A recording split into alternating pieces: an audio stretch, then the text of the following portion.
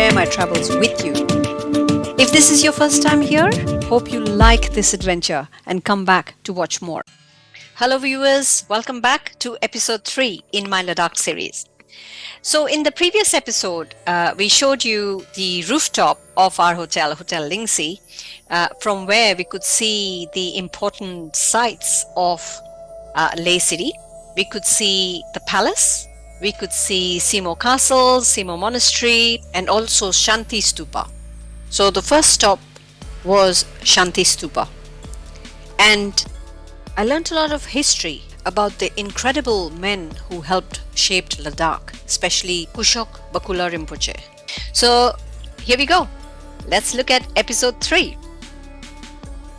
So when we arrived at the airport, Kushok Bakula Rinpoche airport पे आपका स्वागत है. we heard this name, Kushok Bakula Rinpoche. So the air hostess said, we welcome you to this airport, and it's a big name. And I must admit, although I grew up in India, I had never heard of Kushok Bakula Rinpoche.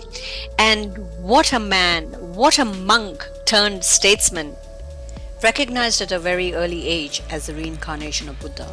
He was sent to Tibet to pursue monastic studies, and he excelled in it, and he could have stayed on in Tibet, but he returned to Ladakh aged 23 in 1941. This is pre-independence time. At that time, Ladakh was under Jammu and Kashmir, and it was ruled by a Hindu king, although the majority was Muslim. Bakula Rinpoche fought very hard to uplift the life of the people in Ladakh because they were pretty much neglected by the government of Jammu and Kashmir at the time.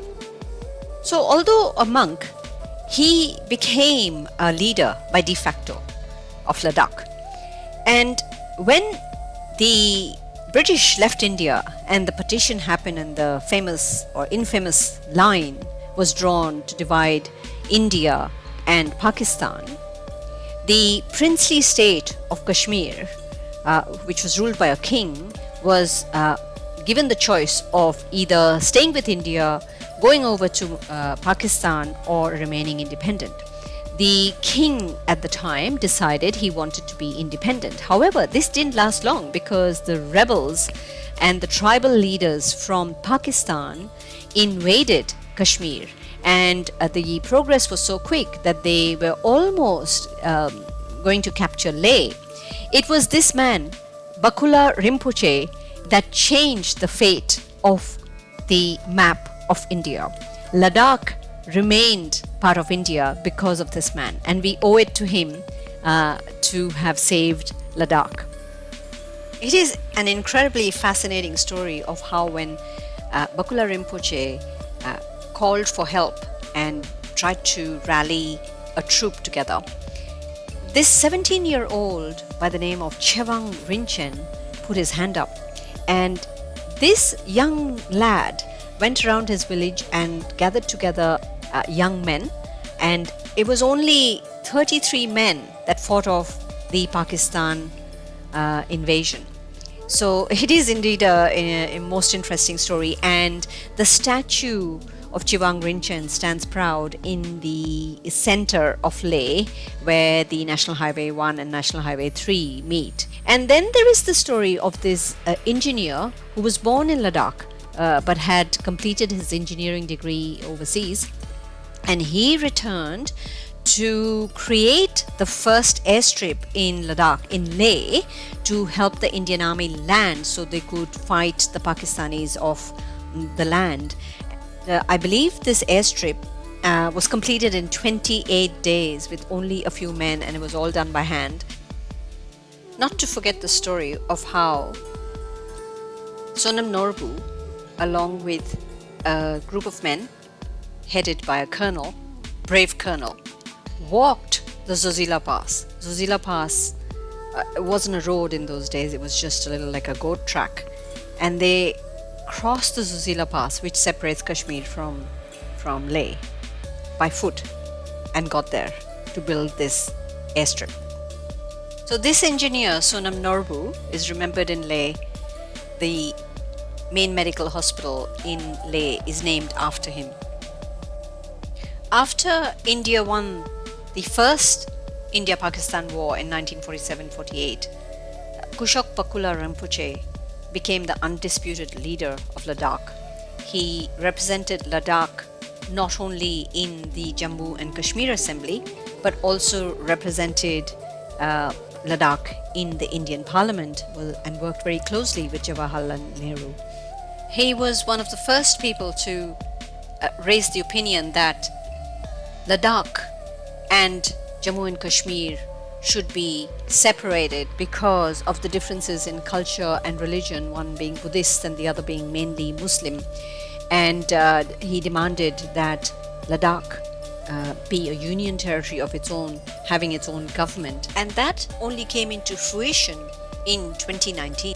So he did so much for Ladakh. He's actually called the Architect of Ladakh. He was also posted to Mongolia as the Indian ambassador, and there what he did for Mongolia was incredible. He brought back or revived Buddhism in Mongolia. So the history continues. I found it most fascinating. It could well be a top movie for that matter. Kushok Bakula Rinpoche had met the Japanese Buddhist master Fuji-san in Hiroshima, where they had gone to protest against nuclear war. And he had formed good friendships with this man, Fuji-san. And Fuji-san was renowned for creating Shanti Stupas, or peace structures, all over the world. And this is where Kushok Bakula Rinpoche first requested Fuji-san to create a Shanti Stupa in Leh, considering that it had fought off wars with Tibet and China and Pakistan. It was high up in the mountains, and it was an ideal place to create the Shanti Stupa. So that's how Shanti Stupa got created, and I went to visit Shanti Stupa and was in total awe of the magnificent building there. Located just 5 kilometers from Leh on Changspa Hill, which is a height of 3,600 meters, Shanti Stupa commands an incredible view of Leh city and beyond. It is one of Leh's most important attraction, and you can either drive up there or climb 550 steps. Here is Shanti Stupa. Feeling a bit puffed climbing. It's a great view of Leh town. Architecture is a bit different from normal Ladakhi structure because it's actually built by a Japanese monk. Shanti means peace, built for peace all over the world, and it's also showing the closeness of the Japanese people with the Indian people. A stupa or shoten in Buddhism refers to a heap or a mound-like or hemispherical structure containing relics that is used as a place of meditation. And Shanti Stupa has got relics of Buddha and a statue underneath the dome. There is no entrance to the dome. The temple is nearby. A set of steps leads to the first floor, which features the central relief of the chakra or the wheel, the Dharma chakra, wheel of Dharma, with a pair of deer on each side. Well, actually, this was the Mahadharma chakra because it had 32 spokes. The icon of the chakra is used in many religions, and it originated in Hinduism. But in the Buddhist way, usually it is shown as 8 spokes, meaning the 8 ways of life. But this one had 32 spokes. I believe this comes from multiplying the 8 ways of life and the 4 truths in Buddhism, which are very simple 4 truths. On this first level, a wide passage encircles the entire dome. And while you walk along the passage, you can really enjoy the panoramic views of the surrounding landscape on the outside. And on the inside, the walls of the dome are embellished with a lot of beautifully colored sacred Buddha bas-relief images. In fact, I believe there are 53 Buddha bas-relief images in bright colors along the entire circumference of the stupa. So where does this number 53 come from? And I was most interested to find out that it originates from the story of a little boy called Sudhana, and he was motivated to seek enlightenment or bodhi. And he approached Manjushri, an enlightened person, and Manjushri told him to seek out good friends and teachers, as many as he could. So Sudhana undertook a pilgrimage, and he found 53 different people of all ages, caste, religion, occupation, and these 53 people taught him a lot about life. Then to get to the second floor, you had to climb another flight of stairs, and then you arrived in front of the giant central golden Buddha seated on a platform directly really above the Dharmachakra and the deers below. And as you circumambulated or went around the stupa clockwise, you could see 3 other bas-reliefs in like sunken niches depicting 3 stages of the Buddha: the birth, the Buddha defeating the devils, i.e. living life, and finally the death of Buddha. And right round there were also several pictures of Buddha meditating, all embossed in these brilliant colors.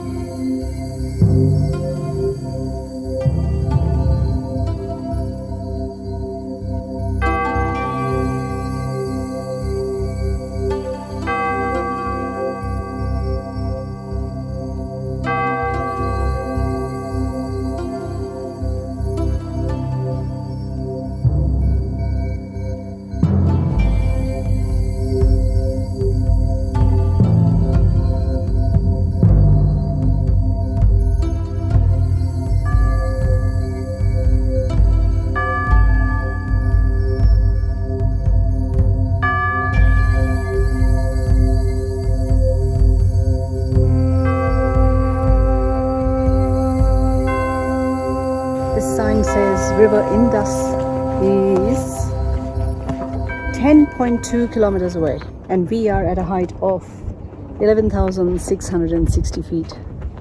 I couldn't have done this on day 1, so I'm glad I acclimatized before I came up here, much higher than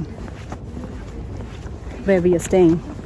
So, here's, I'm looking out at village Stock, official residence of the Ladakh royals. That's right, they used to stay at Leh Palace, but when there was a takeover, they moved and they went, and now they live in Stock Palace.